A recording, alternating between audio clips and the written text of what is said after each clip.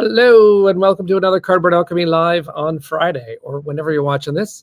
I'm Peter Vaughan with Cardboard Alchemy. We're here to talk about mostly Flamecraft and Flamecraft duels. That's what we're here to talk about. I have Rosie, our comms manager, with us this week. We're going to talk about a lot of things. We talk about design and development. We talk about publishing. We talk about what games you're playing over the weekend. We talk about what conventions you're going to. Rosie has a huge recap from UK Games Expo. But what we're going to start with is talking about the pledge manager and the late pledge for Flamecraft Duels, which is it's live. But first I want to say hello to all the people who are chiming in. I saw somebody, I believe it was Mark, comment, "This is one of the favorite parts of your Friday." Thank you so much. Thanks for saying hanging out on Friday live stream is exciting and fun. Appreciate that.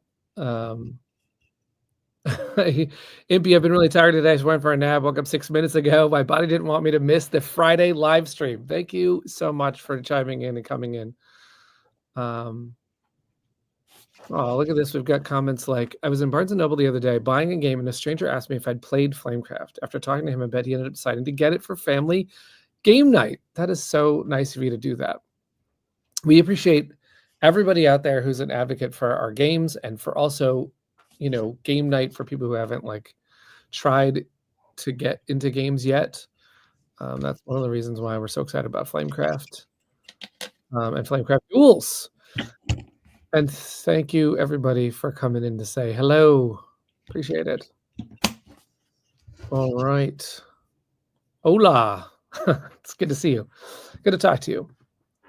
All right. So let's bring on Rosie, and we're going to talk about a lot of different things here. Hello. How's it going? Hello.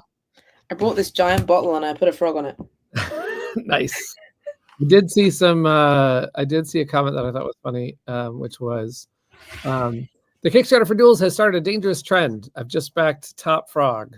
Yeah, that's literally from Top Frog. Yes, I saw that campaign also. It looks really good. I just got the prototype and it is adorable. Yeah, it looks really fun. The gameplay looks good. It's very cute. Awesome. All right, let's talk about the Duels campaign first. And then after we do the Duels Pledge Manager, so this video will be useful for people who are just figuring out how to navigate that. Then we can go into UK Games Expo because I cannot wait to find out all the things, how much fun. All the things. I just slept all weekend. Okay, there you go. Let's talk about the Pledge Manager, which is now open, as is Late Pledge. So if you're coming to this video, you've been sent this link. This is when you start. We're gonna basically talk you through how to use it. So some of you may already know how to use it. That's great, but there are a bunch of people who have never used the Pledge Manager before. So right. Peter, do you want to bring up the screen and we'll show? Sure. And the Pledge Manager really is just kind of a survey, right? Because once we got everyone's Kickstarter data, and there's 19,000 plus people, we need to get your address, and we also need to find out, what country you're in, and how many, copies of everything we're going to make.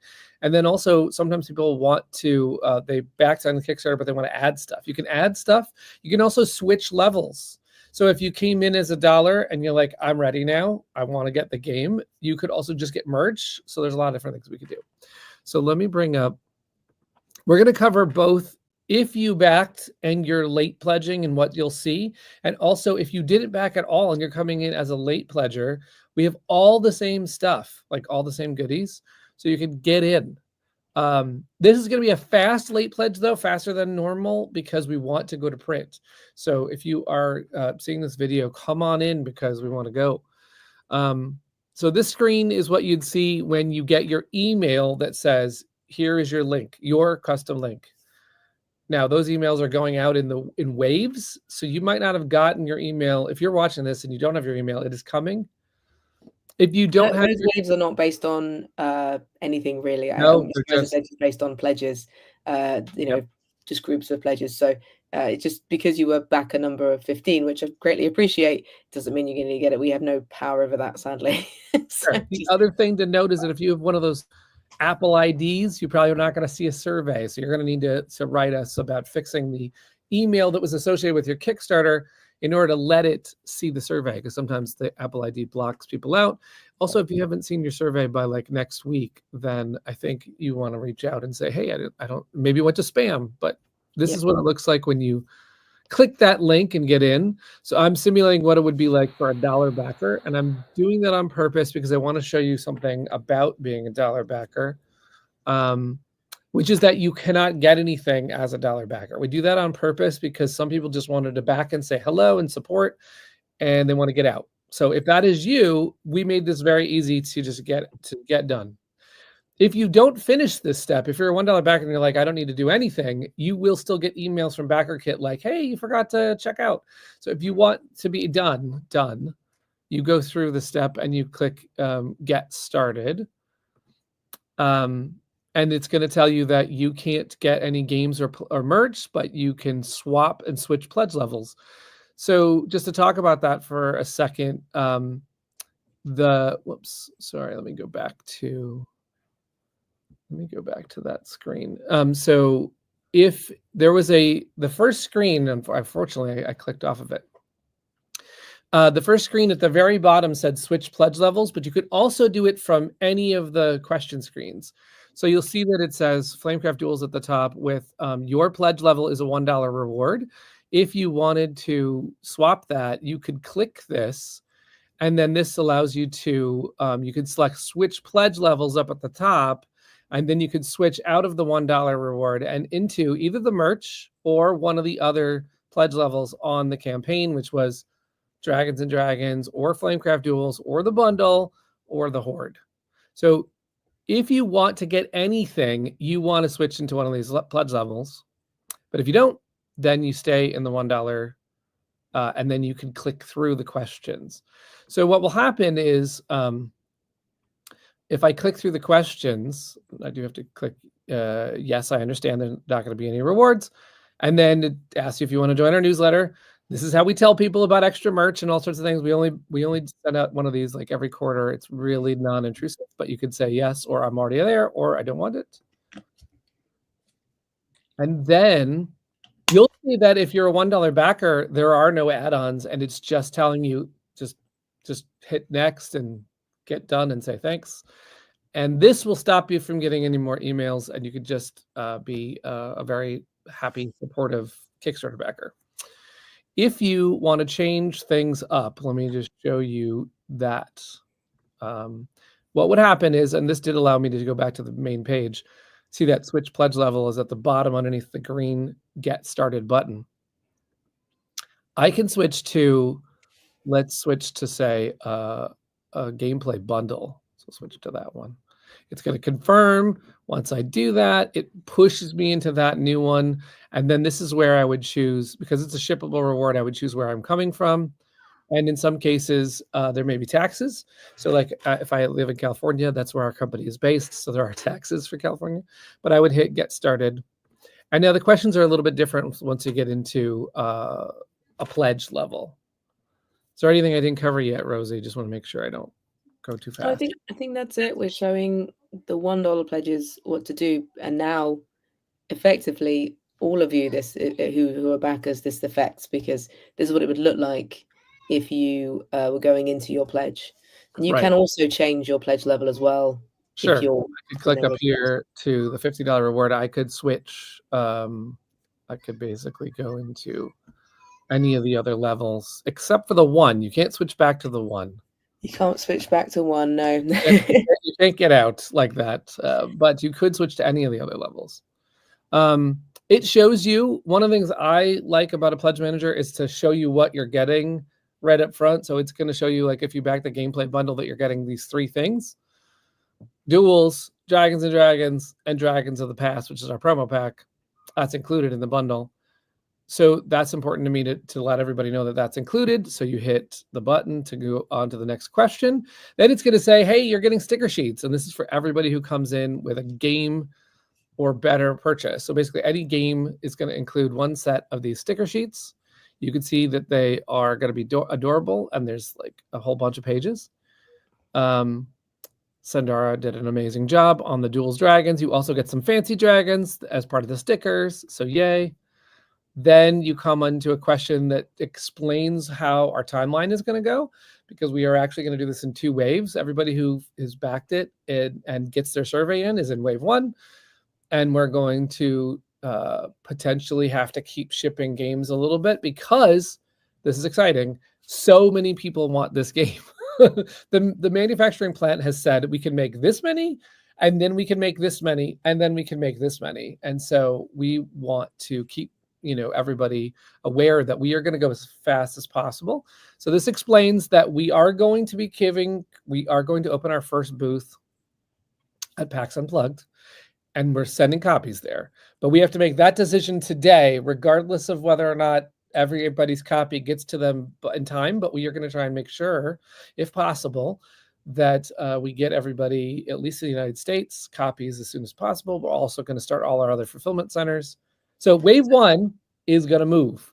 We had previously said on the campaign that we were going to try and get everybody copies by December. It is now upgrading to November. So we're going to see what we can do here. Now, but as always, there's print items by fall, but we still then have to get those items to our warehouses and then to everyone, and that process can take a little while. So, we're doing our best to do that, but sometimes there are things that could slow us down. We are not in control of boats. I wish we were in control of boats, but we all we could do is get all the surveys in, get all the files in, ask the plant, are we there yet? Are we there yet? Are we there yet? All we can do is really just kind of like, we're going to move as fast as possible. We appreciate your help filling out your survey as soon as you can, because that'll help us make as many things as we can in wave 1, and then we're going to keep going. You also get a question that explains the charging in BackerKit, which is something that can be confusing. If you're not in the United States, our goal is to charge everybody's order on June 20th.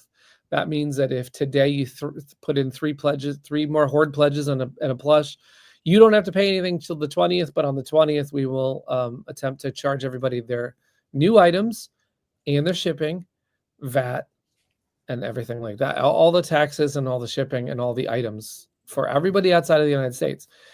In the United States, well, we have to wait for the official shipping because of tariffs. So we are going to wait until the moment it gets on the boat, because at that moment we will know exactly what the deal is. So we will not charge anybody in the United States until August-ish.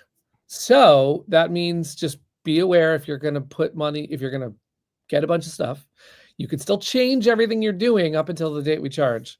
But just be aware of the charge. So don't forget there's a charge coming later, because that could be surprising. You will be notified as well when we know what the tariffs are. So on our page, we did say if you aren't happy with it, then you can. Correct. If you are in the US and you see your final, I do believe the tariffs are going to be pretty low. Fortunately, we don't know for sure until we get to that moment. But if you don't like the shipping and the tariffs, you can get out. And then there's just a small fee for the Kickstarter fee. But other than that, it's totally possible to get out.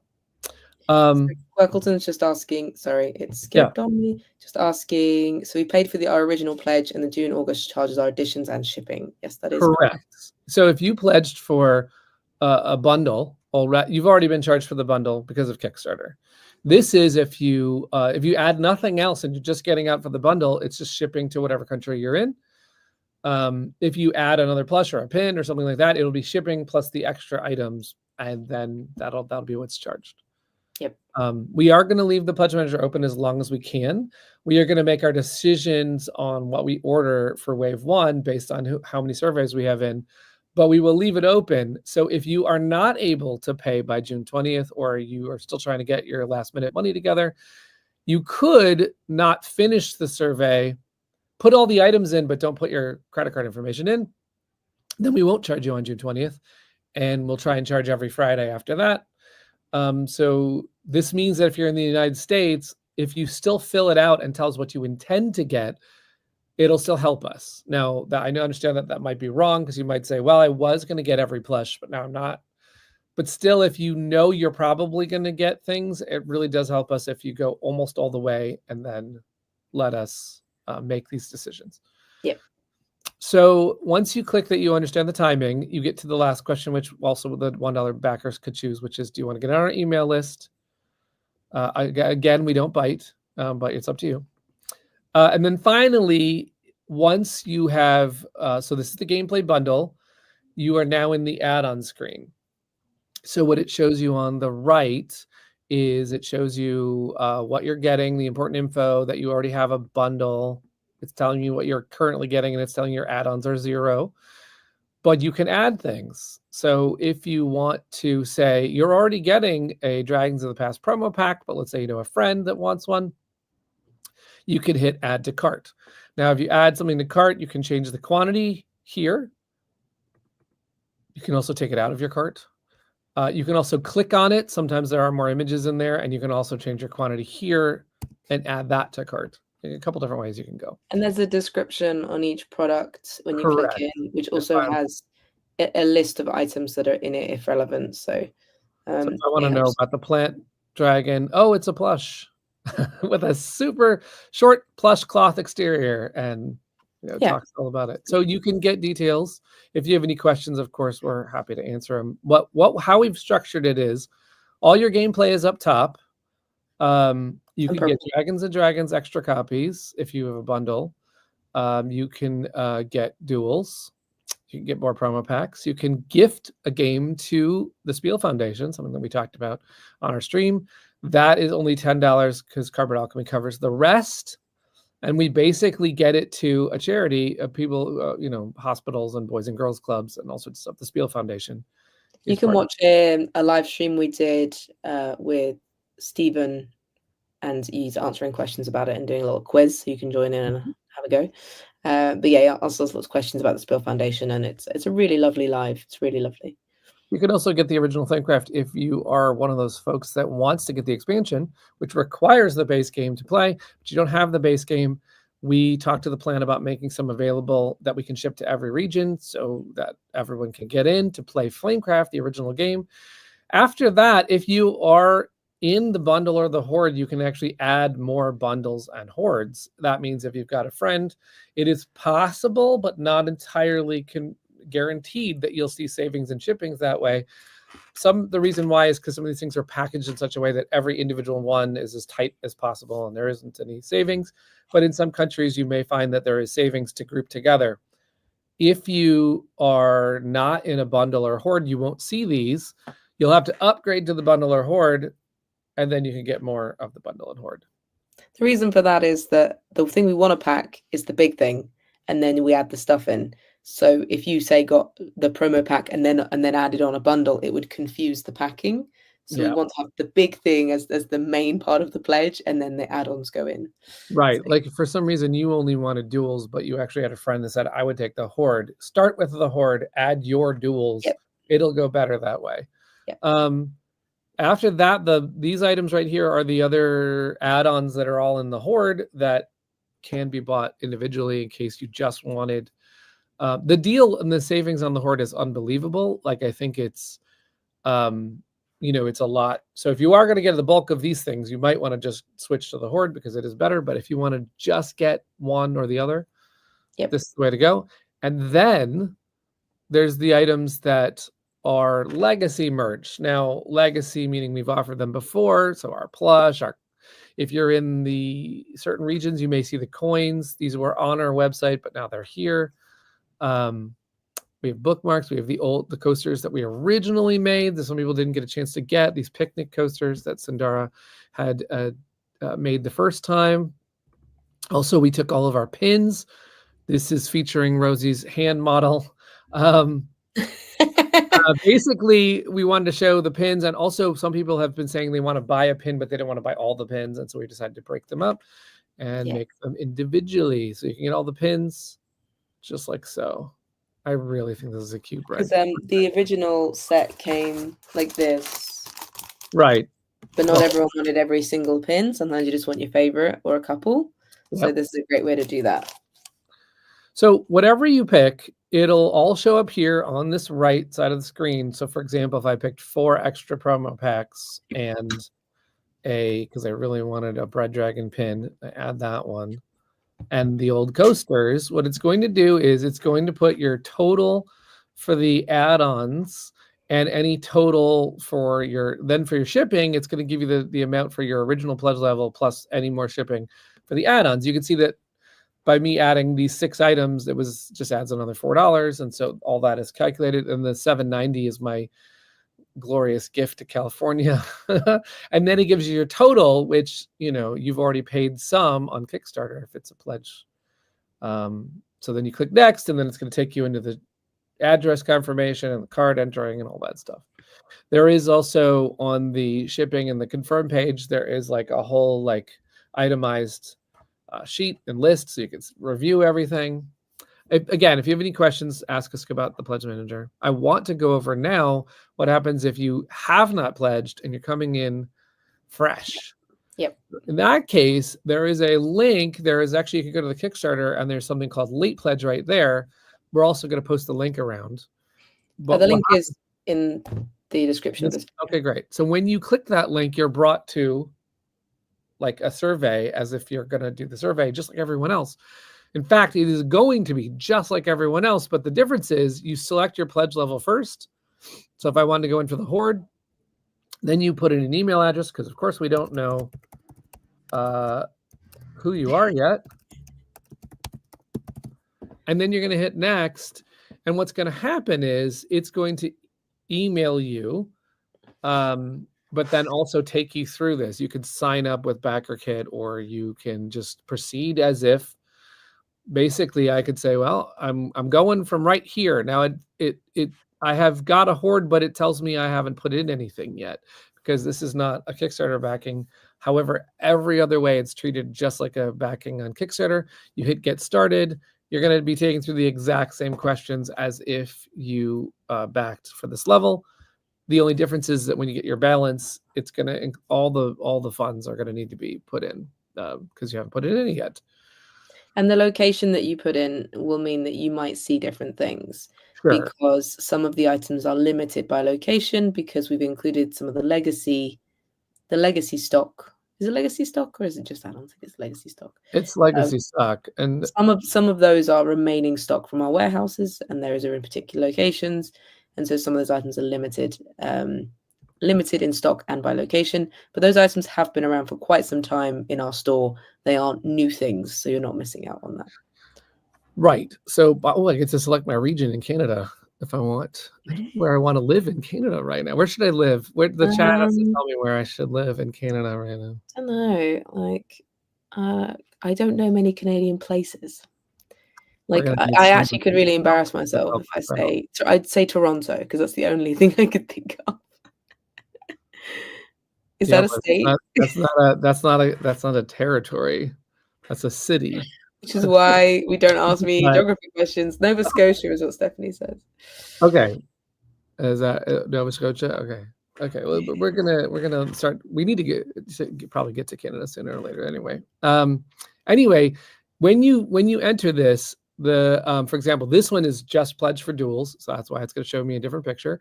And then when I go to the add-on page, I am not going to see the Horde or the bundle because I didn't back for those, and I'm also not going to see the coins, because we only have the coins available in our US warehouse and our UK warehouse. So that's okay. Like we said, the coins were up before. They will be up later for everybody, and they're in retail. So actually what's going to happen as far as the coins go is that Lucky Duck is ordering a whole bunch of them, and so those might be in Canada in the summer. So there really is all the limited items are ones that are going to be available either later or currently or something like that. So, yep. But the ones that are, so everything else is should be visible by everybody. Plush, coasters, art book, original game, donations, promos, whatever you want. Yep. So right. We're going to run through some commonly asked questions quickly, just for this bit. So if anyone watching this, so I'm just going to quickly run through those. And someone already asked again, so I'm just going to look at this again. We got a cozy board game happening right where we decided to live. I know. I saw their video. I'm very excited for them. It sounds like they're going to do hobby stuff as well. It's very cool. I want to go visit. So yeah, someone did say, when is shipping going to get charged?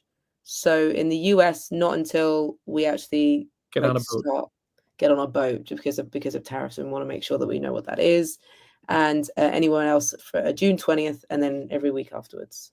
Right. So You won't individually be charged every week afterwards. It's just whenever people join. Yeah. That would And, be brutal. yeah, there are also some things to know about pledge management is that if you've already been charged, let's say that you get everything you want and then it's June 20th and then you want to change something. Unfortunately, changing something at that point requires like a manual thing where we have to talk to us, but changing your address can still be done all the way until we get on a boat. So you can still go, oh, wait, no, I'm going to be at my parents' house and I want to ship it there. The shipping time that we're going to try and get everything again is October, November, December. So those are the months you need to make sure that whatever address you put in this thing is going to be legit at that time. Absolutely. What other questions do we have? Questions. I like that. Addie, thank you for the shout out for Canada.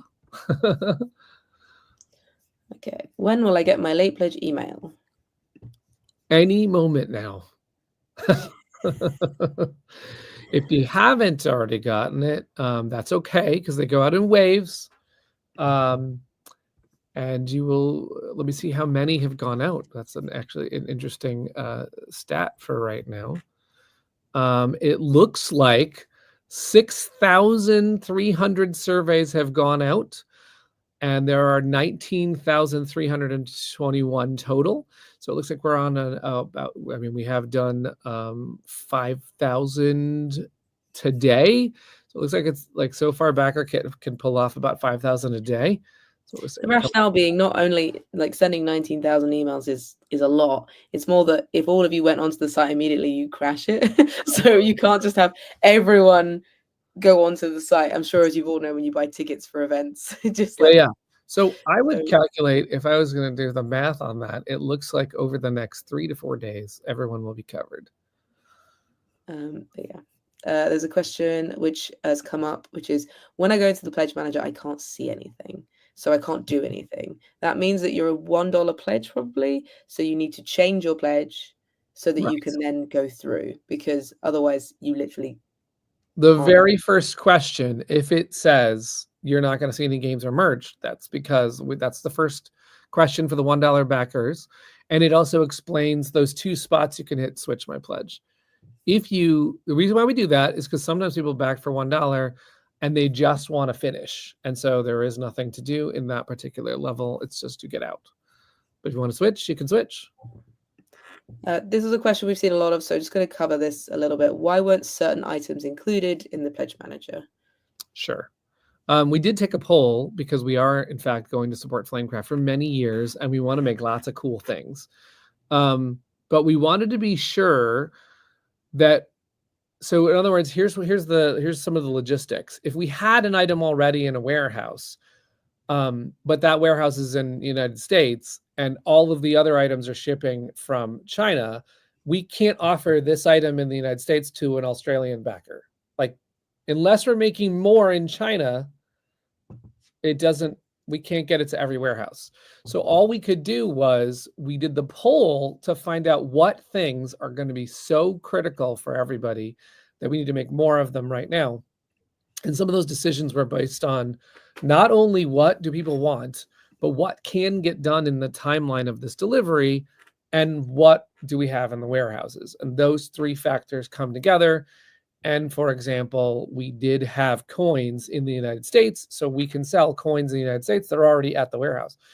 We're not going to make more coins because they're in retail lots of places. And so it doesn't make any sense to sort of make more coins. But if you take the case of the bread plush, we were basically no more bread plushes were around anywhere. So we asked everyone, does anyone want a bread plush? And the answer was resoundingly yes. So we are making more bread plush, but curiously, we had to go to the plant and say, the plant that's making the plant dragon and the iron dragon, and we had to say, can you still make more of these and still get everything? Can you make more of everything? And will there still be time? So we had to check with the pin manufacturer, we had to check with the plush manufacturer, we had to check with the art book manufacturer, we had to check with the game manufacturer. So for the most part, everything you see in the pledge manager is offered to everybody. That's like we pretty much were able to offer coasters and the original game and the plush and the pins to every region, which is great. We're making more for that reason. And then the things that are limited are the things that are generally speaking only in retail or already in retail or will about to be in retail, and that we had in limited places.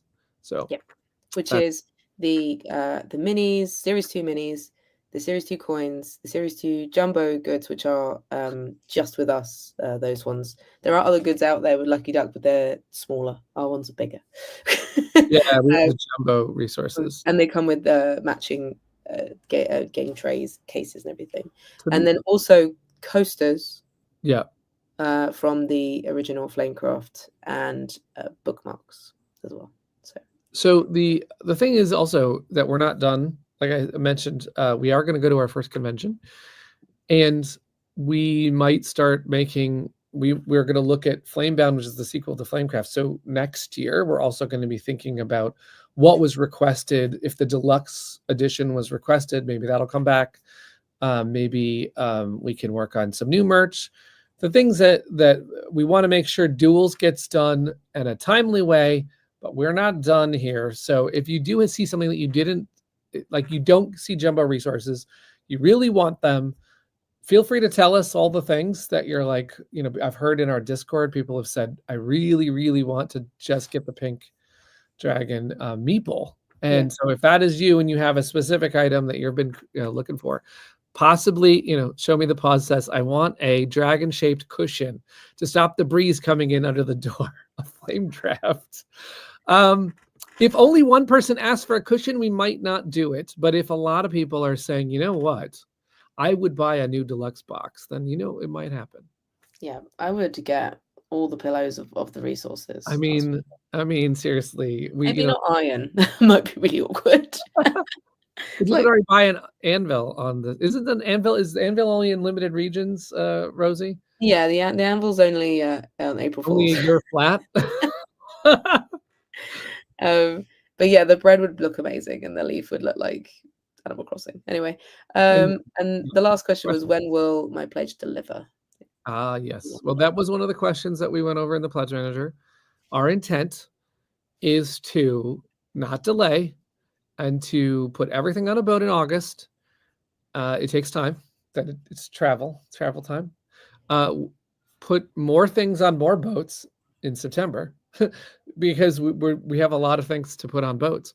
And then to start delivering, I would hope that we could see delivery start in late October. That is what I would be hoping for. Now, if we pull this off, I just want to mention this because this is a big deal to me. It may not happen. We keep trying to do this on every campaign. If we were to pull this off, this would be the first campaign that we would be early. And in Kickstarter land, that's a very big deal because most of the time you get to paperwork and shipping delays and that may still happen. So everyone understands, we are going to, either way, we're going to ship some copies to PAX U because we want to be there, but we're going to try and deliver everybody's pledges starting in late October so that everybody can get them in November. Or I say everybody, but there are, of course, regions that it takes months to deliver. Just the postal system is so slow. Like there are backers, bless you, if you're backing in South Africa, because I know you're patient. I know that you wait months to get these things. Indonesia waits at least 4 months to get these things. So, every region's different, but what I'm saying is that we're going to start the boats as fast as possible. And we would love it if we could get as many pledges to people in 2025 as possible. Yeah, that'd be great. There's one more question here. Just to be sure, I can still add things until the PM closes, right? Correct. Now, since I know you're in Europe, if you put things in now and you put in your credit card and you put in your address, you will be charged on the 20th and it will lock. If you wanted to add something like a plush, you would have to contact us and say, I really just want one more thing. So if you know you're going to do that, I advise putting in the things you think you're going to get, but not the credit card, which will mean that we don't charge. I would normally advise everyone to just get done because it really does help us confirm that you are in fact in for that iron plush, because I can't guarantee that we will be ordering the ones that are hopefuls, right?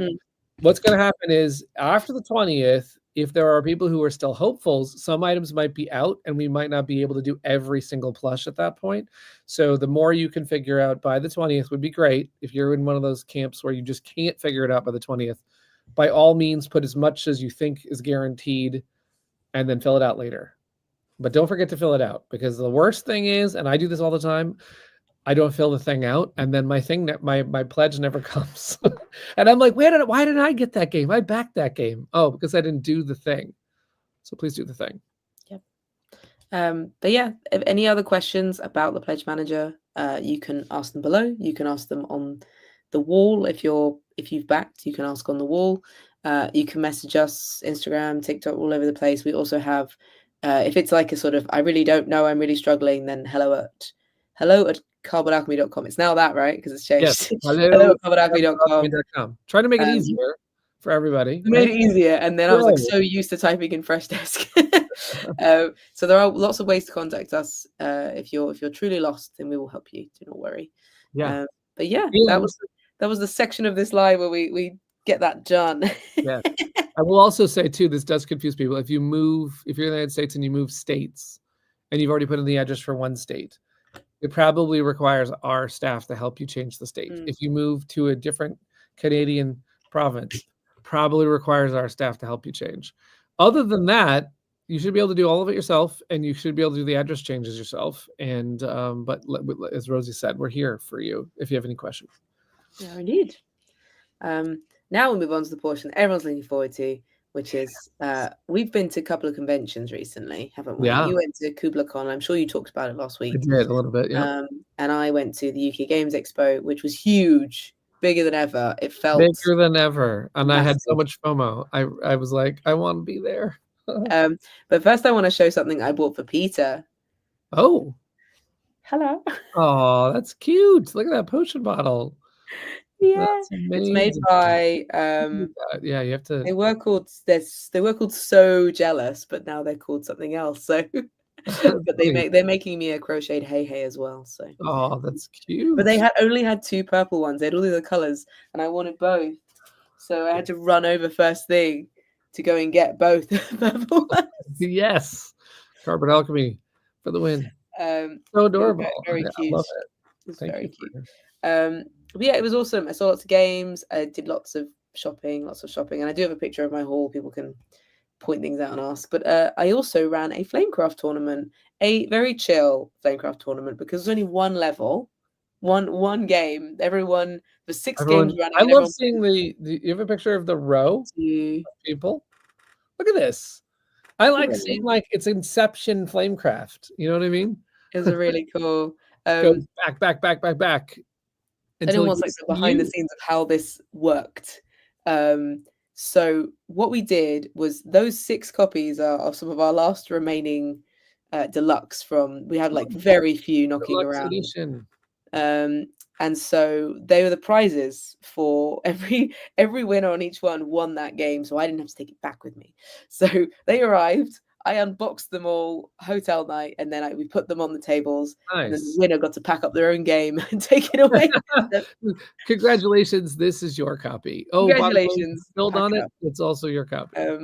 And then whoever had the highest score out of all 6 games also won a T-shirt, Flamecraft T-shirt. Oh. And I want to get some guesses of what they think the highest score was. And I know there'll be some variations because there are different shops and things, but we did make sure that each game was fair. So I'm just curious.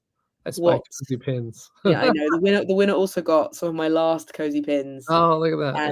And I had a little art pack as well, art print pack as well. So nice. But yes, any guesses for what you think the highest score was? High score. These are people who have played Flamecraft, right? Yeah. So I think that it's safe to say that the scores are over 50. That means everyone, I think, got to turn their heart to the other side, or most people. You can have a game where it doesn't go your way. But I think people are going to go over 50. And then I'm thinking about my top score. And it's a multiplayer game, which means was every table 4 or 5 people? Every table was 4 apart from a 3 where someone didn't turn up. I think 4 people is important to know. Some people are shouting some high numbers, but when you have more people, it's more fighting for resources and you get lower scores than if it's 2 people So I think that it won't be as high as the 90s that I'm hearing people shouting.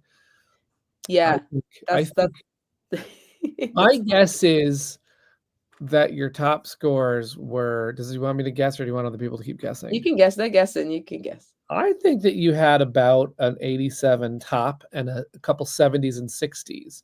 Interesting. Interesting. So the closest person here is Imp. Oh wait, no. Look at that. Sorry. No. Show me the pause. I clicked on the wrong one. 83. 84, I think it was. 84 was the top. And then the second one was 69 after that. After that, it was all 50s. 50 something, 55, stuff like that. 59. Yeah, they all were over 50, but that was they also were all done in under an hour. Wow, that's some serious Flamecraft. Maybe the last one went over a little bit by about 10 minutes or so, but I was very impressed because I gave everyone 2 hours. I said, you'll get 2 hours because I don't know how long they're going to take. They all knew how to play. Every single person knew how to play, which I loved. And what that meant was that people were just wrapping up really fast. And I was like, this is great. There were no losers in PM. They're all winners. They're all winners. They all got given a potion pin, and you know what we should do? Got a little badge from me and stuff like that. You know what we should do is we should have a tournament on our Discord as well. Yeah. Because this was our first test ever of a Flamecraft tournament. I know some people have actually run one. The fans have run one. There was one in Thailand with Simon as well. They did a tournament. We do have a couple. This is the first one in Europe, I think. Potentially. We do have a couple of deluxe editions, like in the United States, and we could ship another one if we could do a tournament and so we could do another winner. Yeah. So these are all the winners, and I'm not going to dox any names or anything, but one of them is from our Discord, which was lovely. Nice. And actually, of the 6, only 2 of them already had deluxe. And so very kindly gave theirs away to a friend on the table or a friend. And the actual overall winner, massive fan of Flamecraft, did not have deluxe. So that's great. Yeah, they play it all the time. Their #1 game of all time. So that was really, really lovely. But they're all mega fans. And you can see that the person just played solo with one of those peeps. Indeed, absolutely. So that was really lovely. And also at the same time, on the end of the table, we had duels set up. Oh, nice! So people could come and play. And those cards that are scattered across, everyone's like, those cards on the table, they must be part of the game. They're cards for the late pledge link, which wasn't out yet. That will now work. That now works. Now they work. Yes. I had 1,000 of them, but really, they've still got many. But each of them is of the fountain, and it features the different dragons. But yes, that was it was really lovely, and my friends look at that. Zoo, and they just love. They played it so much. In fact, Zoo on the left, he ended up teaching it. All the time, couldn't stop teaching it. I loved it. Here's a picture of giving the award to the winner. That was really lovely. And I want to shout out this lovely couple, because if you remember at UK Games Expo, she came over heavily pregnant to come say hello to us. I do. So here is the child. I'm glad to see the result. It was very sweet of them to come over and take a little selfie. It was very sweet. I also like the green hair. I'm going to go green for my next hair color. Look at that. I know, right? I love the green. Vibrant. But that was a lot of fun. They came over during the tournament. A bunch of people came over to see and everything, which was really lovely. The baby's name is Flamecraft. Its name is Flamecraft. Actually, it wasn't. I can't remember. I'm terrible with names.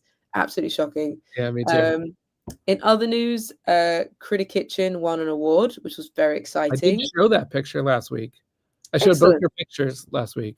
This one. I didn't show that one, though. Look at that. There's Peter C. Hayward, one of the co-designers of Critter Kitchen, with the game and Rosie. Oh, because this picture was taken late afterwards, because we had to find him. I did not shoot this picture. And I'm very excited. I was going to say, you know how you were mentioning your haul? Right, wrong one. Let's put the picture back up before I... That's so funny. Hang on a second. There we go. There we go. Baby says bye. Hey, hello. That's awesome. I love that. Cool. Thank you for coming over. It was very sweet. Yeah, that's so cool. Where's When my- I know we're gonna get into the hall picture, and I have to say that it was really exciting that I saw Critter Kitchen in people's halls. I Like, did. here's Yeah. my UKGE hall, and there's Critter Kitchen in there, and I was like, oh my god, Yeah. that's so cool. It was a lot of fun seeing First how. show, I think that anyone could have done that. Right? Yeah. So Yeah. Lucky Duck had it on their stand, and they had a table out, and you can. I posted a video on Cozy Board Games. You can see a little clip of it being played, but also they had a display of it, and they said that loads of people were picking it up and had a great time. Lots of people saying they really enjoyed playing it. So yeah, it was really lovely to hear and see it out there, because this is the bit that we love. Is making the games really fun, but also seeing it being played is just so lovely. So and then also couldn't get rid of this guy. We decided to run giant things in Oh, look rings. at that. This photo is his photo. It's such. He needs a new phone. Like, what is this? Yeah. I have serious FOMO about this too, because I love this game. And I'm just like, oh my god, that sounds so much fun to do giant ones. I think next time you can get the cards even bigger though.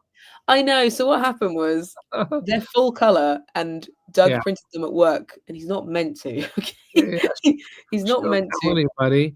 Don't tell anybody. But Doug printed these full color official arts of things, and we didn't really know. I thought people might hold them up. We weren't 100% sure how it was going to go. So yes, they are very small, and maybe A4 or letter size would have been better.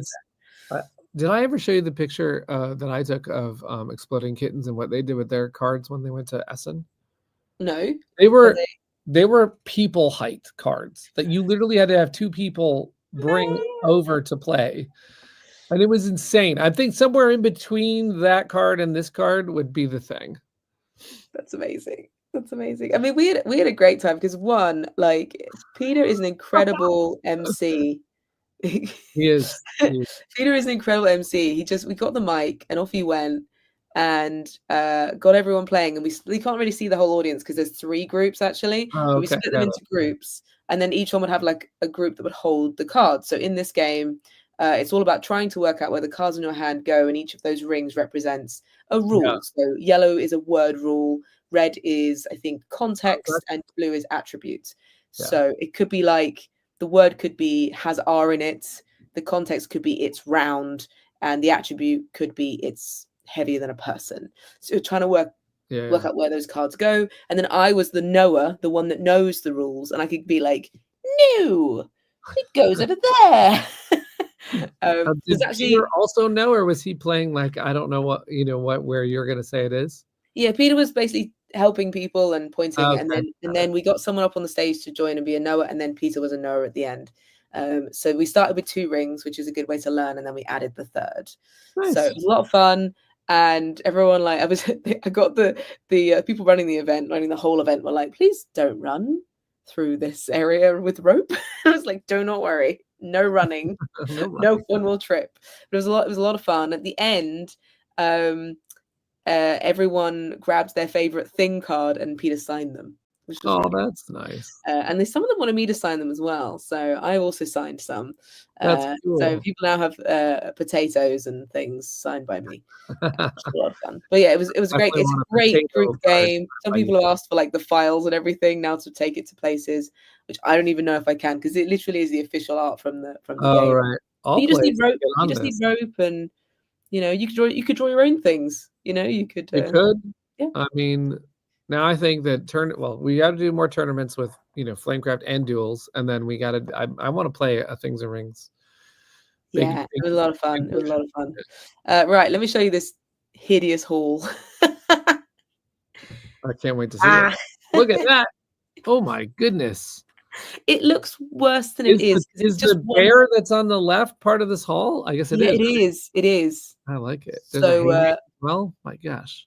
I met up with the Tabletop Tycoon Everdell people, and they gave me that. It was very. I think your hall has an appropriate amount of like characters mixed in. Yeah, and every single, apart from the frog plush and the potions, everything else was given to me. People just like to give me soft toys, apparently. So the Hey Hey was from a fan, and I'm very happy with my Hey Hey. And the pigeon is from a game called Oh My Pigeons. The Gloomy thing is from Gloomies.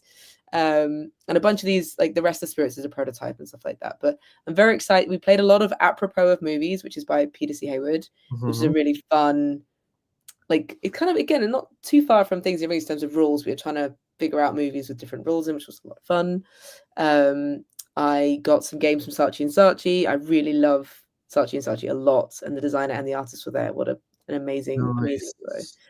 Fate of the Fellowship snuck in there. I mean, seriously, that looks so good. Yeah, I know. Oh, good. I want to play that. Oh, yes, someone's mentioned the Senate magazine. Sundara is featured, as is Andromeda's Edge. That's so exciting. So you can. Where did I put it? Here it is. It's really cool. It's such a great Cardboard Alchemy edition. This one, because but yeah, she's got a whole section for her arts, and it's really beautiful. I love that they wanted to. I love what Senate does. I love that they're covering games, but this was specifically about Sundara and cozy art, and I love that got all featured. So there's Critter Kitchen images in there.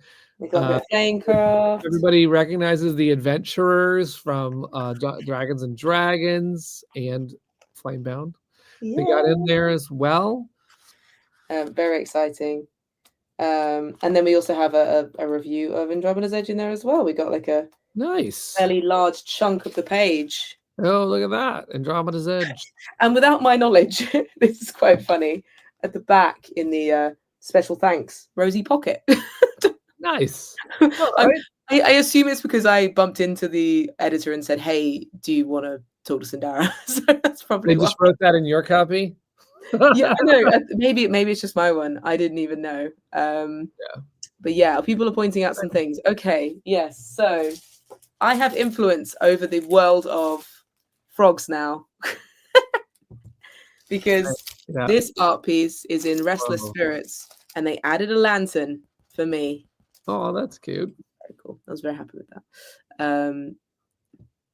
But that was very cool. Restless Spirits is just there. It's a prototype. Cozy Days, yeah, that's a game I'm working on with a charity, and it's a prototype. I'm very excited about that. Fetching Feathers is a game from Unfringed Games. Very cool. It's birds in hats. How could you go wrong? Yeah. See, tea. You got tea too, right? I know. There was a lovely company they had these little ramekins with tea in. That's called the Artificers something. I'll try and find the name of it if anyone wants to know. But they had a little thing where you roll dice and see if you get a discount, and they're very beautifully dressed, and it was a lot of fun. I love a themed tea. But it's black tea, so I forget that black tea is really strong. I was like, ooh. Not strong enough. Not strong enough. We need a lot of tea these days. We're trying to get the files done for Flamecraft duels. And Hootie's there. Anyone who spots Hootie is from Owl House. Hootie is a fantastic tubular owl that goes hoot. Nice. And a bunch of stuff. A lot of fun. A good haul. I will say that. Yeah, I like and also the mix of games and not games. Doug's very happy with his Tales of the Arthurian Knights, which is the sequel to Tales of the Arabian Nights. Reimplementation sequel. Yeah, both. Yeah, is it by the same people? No, so not really. I believe it might be like licensed but I don't think it's the same people who are making it. I could be wrong, and I apologize if I got that wrong. I actually just bought it myself because I really loved the original, even though the original goes off the rails and is weird and is not balanced, and there's all sorts of problems. This one claims that they fixed all that, so I can't wait to find out. And I also love the theme. I mean, I'm in for Arthurian Knights. Well, we opened it up, and it's got a really chunky book, like a big hardback book, which explains why it weighs a ton. Yeah. Need the book. The book's very important because in Tales of Arabian Nights, you're sort of roaming all over a map, and you've got quests, but those quests change, and you end up stuck somewhere or cursed, and then you're constantly fighting against trying to reach your end goals. So I believe you're again roaming all over the map, but there's a story. There's a lot of one of my favorite parts about Arabian Nights, and it might even be more amusing to me now. I apologize to all the married couples that's watched the stream, but I find it funny that marriage is like a downside card. Well, it's a good and a bad card, but you get trapped, and I'm like, cool. I just have I escaped that myself a couple years ago. So it feels like it's funny to me that there's this card of like, you get the marriage card in Arabian Nights, and then you get one benefit, but you can't go anywhere else. Like you're stuck in one region. So Yeah, it's no, funny to me. I enjoy playing it though. I don't love when a game has no end time. You just don't know when it's going to Yeah, end. And I yeah, think that is a thing that I noticed with Tales of Arabian Nights was you need to just allow a whole day and then the do. potential for it to just last no time at all or hours and hours. You have So to lean into the reading of the paragraphs and stuff yeah, too, because I feel like that's the most fun part is the yeah, whole what happens. So I yeah, think you don't want to play with. There are gamers in your group that are going to be like, skip that part. Let's get to the action. yeah. This is not that game. This is the game where that's the part you want to read, No, and the absolutely. action is actually kind of not as much gameplay as. As well, again, I hope they fixed some of that for the. Well, yeah, I mean, I'm interested to find out. Doug loves playing it solo, so he's going to be digging in. The Oh, same with the Fellowship has a solo mode. That pretty much sealed the deal for him. He ran over and bought both these games at the same time, and then immediately had to drop them for the hotel because it was so heavy. So, yes. I will point out a couple of like I love finding Asian board game publishers at these events because they don't Mhm. distribute very well in Europe currently. They're trying to, but it's a difficult process. I got a game called Cube Melt. It's underneath one of the potion bottles, Huh. where you're an ice cube and you're push the luck, push the luck rolling dice to try and have the best life before you melt and die. To try and have your best life as an Yeah, ice cube. I live your love best life as a nice, and it has a little fancy dress. It's amazing. And I also really enjoyed Popcorn, which is by Aiello, a French company. I got to play a demo of it, and you're running a cinema, and you're putting movies in, and they will age over time and then disappear. And so you're trying to get bums on seats, and then make a bunch of popcorn because popcorn's a sort of money per se. Yeah, yeah, that's fun. Um, I and it's like got a that. very nice, really nice, like the way the cards slot in. It's very satisfying. I just love a movie making game. I like I Keen do Beans. too. I actually wanted to make one for a long time, and then sometimes it's a hard theme Yeah, to get right, and I know more yeah, people are trying to make, good movie games. yeah. I've So, got a roll camera. It's a lot of fun. Very yeah, silly. roll You either make camera. an amazing movie or make it so bad it's good. So, Yeah. One of the ones that I wanted to make originally was, it sort of was needing to know actors to work, which is, of course, one of the problems, is you don't have access to, like, the IPs. You can't just, like, yeah, "Oh, we're making Lord of the Rings right now, and, oh, you've got the card for this actor," right? So, like Sean asked, like you can't like do that. So then it's like, well, how am I going to make this? Because what I wanted to do, I wanted to make one where you are making a movie, because I used to work in movie companies and I love that process. But then also you're in the audience voting on which one should be, like, you're in the yeah. box office, right? I love the theme. This is a good theme. Yeah, it's a lot of fun, and I think you can get really silly because you got all those like puns to do with movies, and you Yeah, can get a lot of fun with it. I've been watching a show called The Studio, and it's really good because it's about producing movies and the whole ridiculousness of the whole industry. And there's an episode which is a one shot, and I mean, you don't realize you're like, oh my goodness, the whole thing, like. yeah. Like yeah, if you love movie making or anything to do with that, I highly recommend The Studio and these kinds of things. So yeah. But no, the stuff all the way on the left is just my junk. That's just Lorcana taking over my life. So that was not part of the things we bought.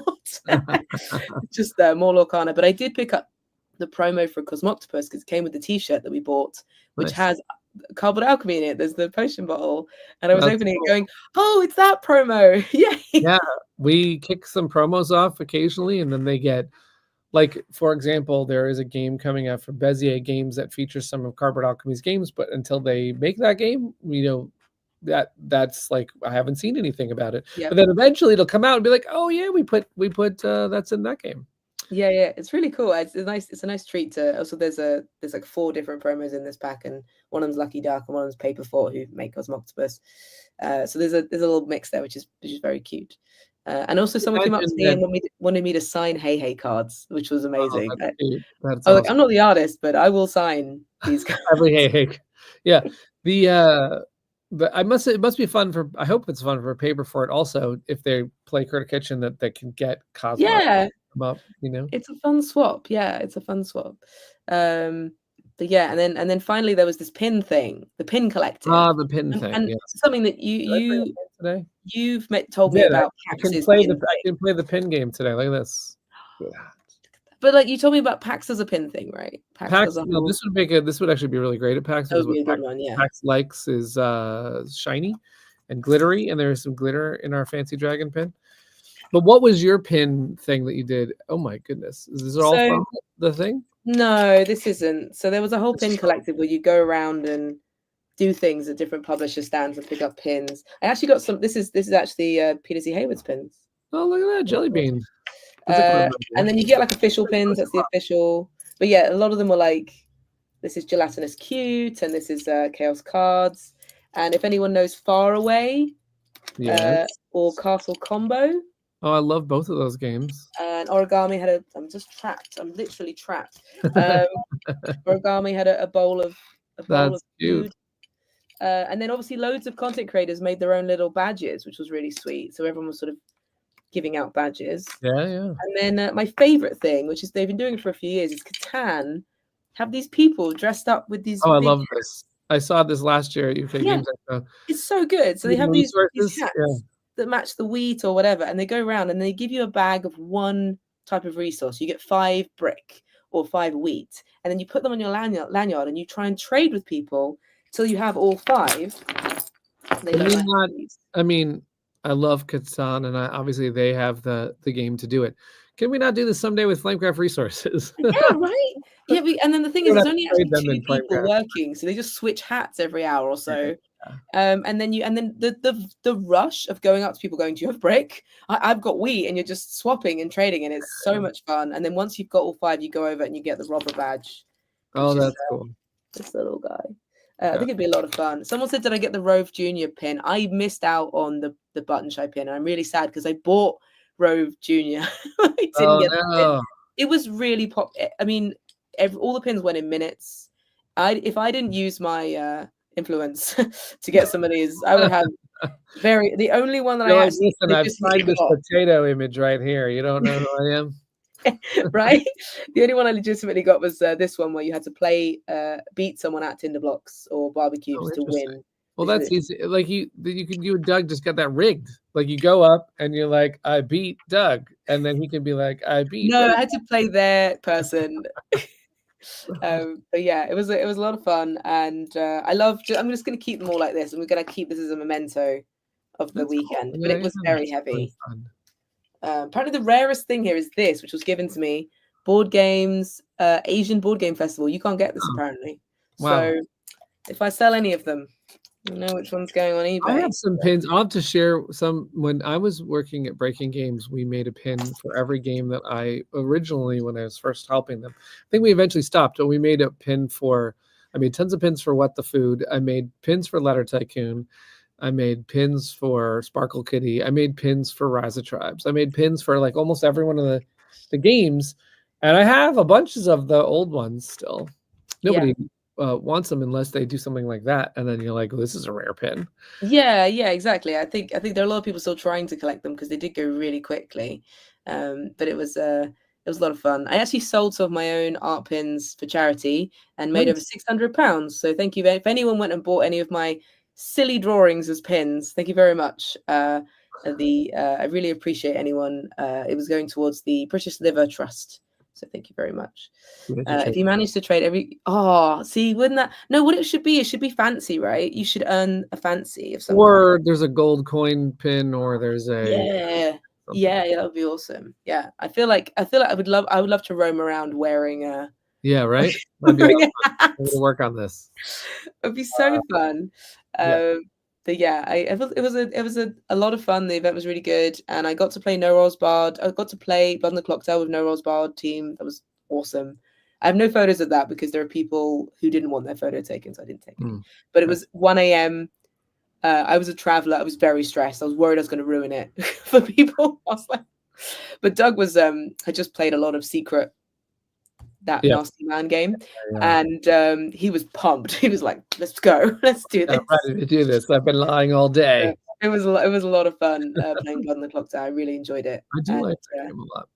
Yeah, it's a great game. It's I don't know how anyone knows what's going on. I really don't understand any of what is happening brain wise, but I'm impressed to see it. So if anyone's going to a con coming up, what's your next con? what's everyone? Yeah, let us know what you're up to, what your next con Because is. I have a next Obviously, con already. we're planning. We've got a lot of plans. I mean, I'm going to RageCon next. Where you go and yell at people. Yeah, you get mad. No, it's Reno Area Gaming Expo. Nice. It is. I'm going there with Luke and Chris because we're doing another Dev Con where we're going to demo a lot of Andromeda's Edge Genesis, and we're going to demo a lot of Whisperwood, which are two really big box games that we're working on. And then what I love the most about RageCon is actually the con before the con. So I'm going on something with Don and Will called TrainCon. Oh, it's TrainCon. Which we established last year. We get on a train in California, and when the train goes to Reno over 8 hours, I'm actually surprised that it takes that long, but it makes stops, and it's I want a TrainCon. I'll go to Scotland. Okay, yeah.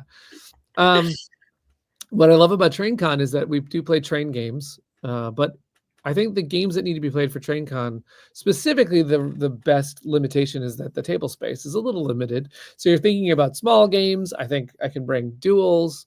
We can bring other games that fit for and then play a bunch of people because we have several now joining us for TrainCon year 2. Yeah, it's a lot of fun. I think it's just going to get bigger. The con before RageCon. Yeah. My next one is Northeast Expo, where we're launching Cozy Days for charity. So, nice. But it's in Gateshead in Newcastle, which weirdly enough Doug's family's from. So it's very like, oh, why is it here? But I'm excited to go, and I've never been. Other than that, then we don't have as many in the UK, sadly. Yeah. I wish we had one a month would suit me. That'd be great. There's another con that I want to talk about, which is at Dice Tower East, which I have never been to, and I don't think I'm going to make it this year, which is sad to me because I want to make it some year, but it's in July. I think it's like July 4th weekend and stuff like that. They have Andromeda's Edge featured in the Hot Games Room. Yeah. Andromeda's Edge was just nominated for 3 awards for the Dice Tower. So cool. I know there's a lot of friends that we have that have been nominated for many awards. In fact, Unconscious Mind, Fantasia Games 7 nominations. I think Andromeda's Edge got nominated for Game of the Year, which is awesome. We're sharing that with 9 other games, including Unconscious Mind. And then Best Production, which I happen to just like, that's what we try and do here at Cardboard Alchemy, is make these epic productions. So I love the fact that it got a nomination, whether or not it takes that home, because there's some tough competition. River of Gold, one of my favorite games of the year, has like that gold board, and I'm like, that's amazing production. There's also River Valley Glassworks, I think, is in production. Yeah. I mean, their deluxe is literally glass. I think Unconscious Mind is also in production, and I think the other one, there's one more, and I'm forgetting who else is in production, but it's an honor to be in that category. Yeah. And then the one that I'm so excited about for Luke and Maximus is the Best Solo Game of the Year, which Andromeda's Edge has 9 solo opponents, and they span over 3 different levels, and you can play all the content of the game. It's a very easy to use AI that you can battle, and I think there's so much depth in that game. Yeah. So I'm very excited by that. Can people vote for this, or is it all the voting? No, it's all. How did that work? I no, it's not any more voting. What the Dice Tower does is they go out to content creators. So apparently, I was gonna say you got to get on their list, not to vote for our games, but like I think they have content creators that are the ones that nominate. Yeah, I was in a Facebook group, but I didn't understand how it worked. So I think the ones that nominate, and then I think Dice Tower staff and some other folks are the ones that pick, or I don't know how it goes. But then they do the awards for Dice Tower. So we'll have all the games that have been nominated are in their Hot Games Room at Dice Tower East, and then at Gen Con, which is where we're going. Cardboard Alchemy will be at Gen Con. That's when the awards are, so we'll see what happens. But either way, we're just honored to have 3 awards for that game. Because we did win an award for Flamecraft at was it? Yes, there was 2023 because Flamecraft came out in 22. So in 23, I remember we were nominated for, again, they were very, very like just touching awards because we were nominated for Best Small Game Publisher for the game Flamecraft, and we won Best Welcoming Game for Flamecraft in 23, and we also won and then Sandara got a nod for Best Artwork in a Game. So it was Flamecraft was a huge hit with the Dice Tower. I think this one's going to be a little bit more competitive for Andromeda's Edge, but I still we're just honored to be nominated and to have Curtis Kitchen take one down at UK Games Expo. It's very cool. Huge. It's very cool. Yeah. Appreciate the recognition for all the hard work that we're putting in. As an industry, we have awards, but it's not really like the thing. Like, it's not like the Oscars or anything. We just sort of the fact that the awards exist is amazing, and obviously there are big ones people know, like Spill DR and stuff, but it's very cool to be recognized when over 5,000 board games get made every single year. So it's really, really cool. By the way, if it's Skyrise that's in the production, then I could just concede to them right now because it's an amazing production. Skyrise is beautiful. I mean, there's a lot. We're honored to be in all the categories that we're in because there's a lot of tough games out there. But Roxley nailed it with that game. Anyway. Yeah. Oh, the other one that I think is in a lot of that I want to talk about, just to say congrats to them also, is Endeavor Deep Sea. They were a little bit robbed not to be in Game of the Year. I think they should actually totally take Game of the Year because they might also be in production actually because their production is amazing. Yeah. They did environmentally friendly trays, and the production is so smart and interesting when you unpack it. It's super clear. The diagrams are awesome to put it back, and the production's great. I just recently played it last weekend again, and I was blown away again by how good that game is. That game is amazing. Yeah. I know. I'm actually going to be. I hope people are playing games this weekend because at some point this evening, Peter C. Hayward will arrive and stay in my flat. Who knows when? When? Occasionally, I rudely look over here because I'm just checking. You'll play Peter's favorite game, which is Railroad Inc. Oh my goodness, we should definitely play Peter's favorite game of Railroad Inc. But yeah, we're going to go to Ludicrous. He wants to go to a board game cafe, and of course, the best one is Ludicrous because it's nice and open, very lovely. And we're going to play a bunch of games. I'm having FOMO all over again. I need to get. I know.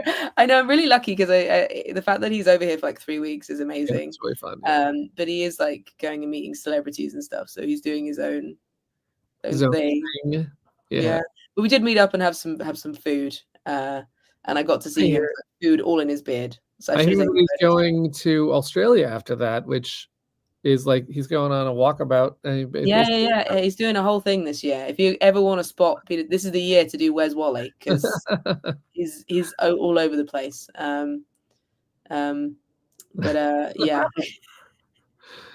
That's so funny. By the way, I have a component thing to share that I want to share. If you've made it all the way through the stream, you get to see something. Yeah, gold stars for everyone. Which is so Duels is here. We're working on Duels. We're trying to get all the files done for Duels, but we're also trying to get all the files done for Dragons and Dragons, and and the promo pack, which includes like remember it's got the Flamestarter statue in it. We're remaking this card for the promos, but in doing so, we're also making new things. I'll show you how new because the plant sends white boxes. So you can see like this is slightly thicker, so we're like testing out new things. Nice. But also there's a new component section here for the wooden trays. Do I have we'll be getting a design on we'll actually have dragons on there, but I want to see if I can. I'll put some cards in there right now because we test it. Do a live test. By the way, is a shop card that Sandara made just for the game, and then we're going to put it right there. Very nice. Yeah, so you can hold. You should be able to hold 2 in there very easily, and then you can get 3 in there if you're playing with Trinity. You can still probably see 3 with even the icons showing, and this will make it hands-free to play Duels if you're getting the deluxe Duels, and if you're not, well, the Pledge Manager is open, so you can change that. Yeah, that you could also use them sort of just to point in areas and go, well, clearly you can get 2 cards if you just look in this area. You could sort of obnoxiously point with them. There are multiple uses for these sticks. I did show Bonds because I saw her at KublaCon, and I showed her what we did at Gamma to keep the cards in. Which is we did this before it was suggested that wooden card holders would be amazing. And now we're going to have wooden card holders, and they're going to be in the box. I have 2 more component things to show, and this is the behind the scenes portion. I If you tune in, sometimes we do this. So for example, the prototype had a miniature, which is in Rosie's copy as well, right? You have the miniature, but So beautiful. you're picking the Pantone color of the miniature. So excited. And so we had all of so I have all of these differently. I'll put them in actual Look at them. light to dark. Oh my goodness. It's like 3 modes of like evil dragon bosses. Right. So we've made our decision. I'm not gonna reveal our cult secrets right yet now, but this is part of the process. You have to see the components like physically on the board, and you have to test these things, and you have to make sure, you have to go back and forth about the plastic thickness of the card or the inserts, and so forth. And I have one more component. So by the way, this is showing where the wooden holders is going to be. Oh my goodness, that's so cool. Yeah, so you can Do they both fit in there? Yeah, they're both in there. They Very both nice. lay down in the same area. I love that. That's great. So yeah, we have to test all these things to make sure it works. This is a white box sample so that they don't worry about the art being correct, worry about getting it to you. And then the last one, which they're still testing the colors of and everything else, but this is the Parks and Crafts. So it is the mat that is going to go right down on your regular mat and roll up into the original mat. If you're playing the expansion, you can decide when you want to have the park do a new power. So these are some of the things that we're approving. We're obviously trying to get all the things to print as soon as we can so that everybody can get Dragons and Dragons expansion and duels and promos and plush and all the things. A lot of fun. A lot of fun. Did you forget how the size of the mat when you got it? You're like, oh yeah, because your brain always thinks of like the big mat, and then you're I got it, and I was like, oh, this is this cute little part that goes over the end of the mat. It's like we're making it. This actually makes me think we should make other cute small mats. I know, it's great. I've seen people doing them actually for their games now, like really small ones, which are really cool. Like I think Onitama has a mat. It's not too small though, but Onitama has a mat, different ones. So yeah. The Chip Theory always does like mats for various parts of their boards and stuff. So we'll have to look into that. Now there's another thing that I wanted to shout out. If everybody, I'm going to shout it out more next week. But we are doing, this is another behind the scenes secret reveal for Andromeda's Edge, and also a shout out of one of my favorite companies out there called Game Toppers. So if everybody doesn't know, Game Toppers and I have worked together before. Berkey, who runs Game Toppers, is usually at shows. In fact, his next show is going to be Origins. So if you're at Origins, you can go see Game Toppers in action. I'm pretty sure he's at UK Games Expo. I'm pretty sure he's going to be at Gen Con and Essen and PAX U. So Game Toppers believes that to make more affordable, awesome table solutions, instead of going and buy one of those crazy expensive tables, you can get a Game Topper, which is a piece that sits on top of your existing table, and then you can buy mats for it, and they make tables that are 3x3 or 4x4 or 3x5 or 3x6. Yep. They just make these massive tables. And the way that I coordinated with them the first time is that I made a Dwellings mat with them. Dwellings of Eldervale had a mat made for their 3x4 table, which is called the Adler. All of their tables have Sherlock Holmes themed names. So they have a table that's a little bit bigger than the Adler called the Holmes, the Watson, and then the Holmes is the biggest one, I think. And this is the announcement, 2 announcements. One is that we are making an Andromeda's Edge mat to go in the Genesis Game Found campaign that will be a Game Found mat. A Game Toppers mat, and we are working with them to make 3 sizes of that mat. There's going to be the 3x5, the 3x6, the 3x. I think one of those has an adjustable. So I think it's the Holmes and the Holmes and the Watson, and their 3x5 size, which I don't remember the name of that one. But that's going to be really exciting because Sergio Chavez is painting a gorgeous piece of space. And we're going to make it in such a way, so people who have seen it so far, what he's painting, if like, I just want to put that on my wall, it is going to be gorgeous whether or not you are playing Andromeda's Edge. So we are putting, and this is what I think is, we have found a way to do subtle nods at some of the boards that are, so instead of a scrapyard board, there is a piece of space with debris in it where you can use that part of the mat as the scrapyard. Nice. There's going to be another piece of the mat that looks like the event area, but it's stars. So you can use that to track your events. So basically, that means that if you're not playing Andromeda's Edge, but you're playing another sci-fi game, you're going to have a beautiful mat for your table. But if you're playing Andromeda's Edge, it's built for that because it has 4 colorful stations. It has an obelisk to tell you where to keep all your buildings. It's going to be amazing. Now, the other second announcement I have for Game Toppers is they are launching a Kickstarter on Tuesday for their tables and for their Game Toppers. I do not have a link yet, but I will come back next week with a link, because here's what you could do. You could support Game Toppers and get the table. if you're interested in like getting an Andromeda's Edge mat later, you might want to find out what table is for you, what mats are for you, because they make mats based on Foundations of Rome. They make mats based on, like, you can get like a fantasy mat, you can get your dwellings mat, you can get your sort of generic mats, you can get I think they have one for Everdell. I don't know all the ones that they have a fantasy mat. They have one so that if you're playing like a Western, they have a Western mat. Someday, I would like to talk about Sandara about a mat for potentially Flamebound, where you would have a gorgeous artisan, like the world of Flamecraft mat. But we're going to start with Andromeda's Edge mats. Mark Dandridge who is a big fan of Andromeda's Edge and Dwellings of Elderville, is very excited, but also a lot of people are excited. I can't wait to show you the mat is gorgeous. The mat is absolutely gorgeous. So I'm very excited for Game Toppers. They run a Kickstarter about every year. I think they run one to fund some of their latest mat designs and some of the latest tables. And it's like, out of all the people in the industry, it's a very small industry when it comes down to it.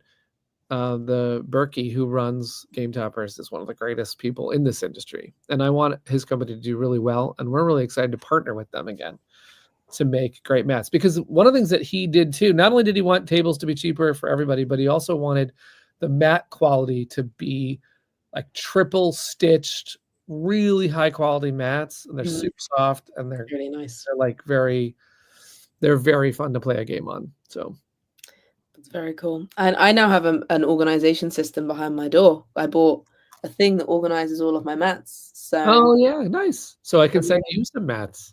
I'm ready. Yeah, I got one with 24 slots, and I haven't filled it yet. So okay, good, because I was just thinking about how, Rosie, we have to get samples of these mats. And cool. I was going to say, what if I send these mats to your flat? You might be like, thanks, but no thanks. No, I actually got this thing called a vinyl roll holder. So it's actually for crafting. They cut out things out of vinyl with a machine, and it sticks onto stuff. Because it was like a tenner compared to the official stuff, which is really expensive and small. And it's just got elastic. And I hung on the back of the door. Put all my Lorcana, Magic the Gathering. There was like a Doomlings one. There was Ivy Studios. Put them all down there, and I was like, "This is awesome!" Because we never really closed that door. It's the lounge, so they're just hidden away. You don't even know they're there, and then boom, look at the mats. It's very cool. So yeah, I've got room. I can. Welcome. It's good to see you. Yeah. I love it when people come in, even if it's just say hi at the end. Yeah. That's cool. Peter is alive. He is now on his way. Okay. So if we just hang out in this chat, we can see whatever game you play.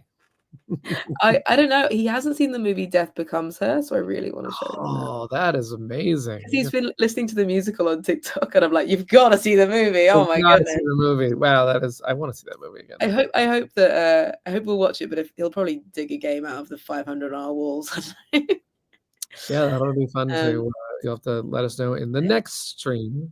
Yeah. What is the verdict on what you're playing? What is everybody else playing this weekend? Be sure to shout it out. We want to hear what you're playing, what you're getting into. This weekend for me is finishing up the files for Flamecraft Duels for you. So I'm not playing anything. I'm just working on these. Actually, I might play a couple games of solo Flamecraft, because for Dragons and Dragons, Chris Strain is in our Discord testing solo with different people, so that we can determine which modules, like what exact final rules we have to say for every module. And so I've been playing Flamecraft solo to see how best what I can do with my score when High Dragons are involved, which newsflash, I'm really rusty at that game in solo. So I need to like work on my game. I can't beat the minimum. I will play, I can tell you the secret because it's been years now that Flamecraft has been out. So I can tell you the secret. Do you want to know the secret? Don't pick up dragons. Yeah. Bread and meat dragons are not your best friends in the solo mode because the dragons are the timer. They're one of the 2 timers. And if you get more dragons, you speed up the game. You know who is your best friend in the solo version of Flamecraft? Potion and Crystal. You just want to be constantly making those resources, and you need Crystal, Iron, and Potion to do it. So you're going to want to hit them a lot. Do not go visit plant or bread or meat. You want to visit the other 3 as much as possible. What if potato shows up? I mean, potatoes. You have to do a little bit, right? Because you have to. You got something. You got to fill the shops that you intend to enchant. So if you see a shop that's a wild, you're going to want to make sure that you like get that shop full, and then you want to hit that shop. Yeah, absolutely. But definitely it's the crystal strategy. You got to like work the crystals. Yep, I'll try. It's definitely around the crystal dragons. Woo! I mean, it's dark now, but they're all there. Taking a nap. They're all having a nap. Always need to visit Potato. I agree. Stacks of board games. But the pigeon's going to join them. So Potato got featured in our last update. We were mentioning that you could get Flamecraft original game, and we put a potato in the update. Potato likes to just pop up every now and again. Just to get in there, yeah.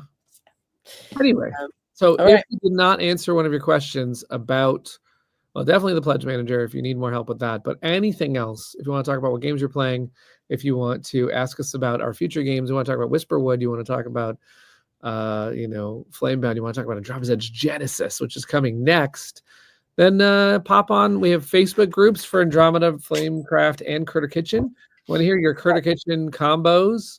And we have a Discord which has people playing all the time, and you can actually try Genesis with us and test some things. Yeah, Mark, the countdown is officially starting. That once I get the files out for duels, what I intend to do is start leaking even more information on the Game Found campaign for Andromeda's Edge. So next week, what we can do is post that link again, get everybody over to Andromeda's Edge Genesis, where we can start talking about what's going to be in that campaign. It's very, very exciting. Cool. Maybe potatoes. I don't know. We'll see. Well, thank you very much. Thank you very much, everyone, for joining, and have a fantastic weekend. And I'll take pictures of Peter playing games. Not this Peter, Blue Peter. Another one. And we'll see if I win every single game, shall we? There you go. Nice. Whatever you're doing, I hope you have a fun time, and game on.